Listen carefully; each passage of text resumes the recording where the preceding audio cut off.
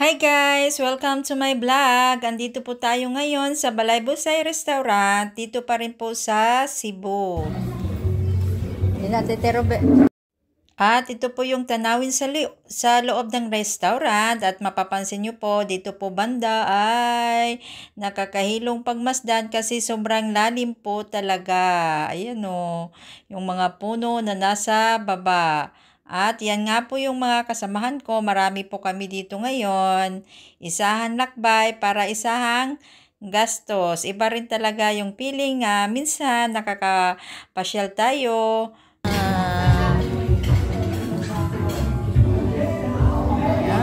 Sarap na sabaw. Butangan ka isda. Ako dira ako mag-isda na. Oh, karasa mo sa kaon ni Jun.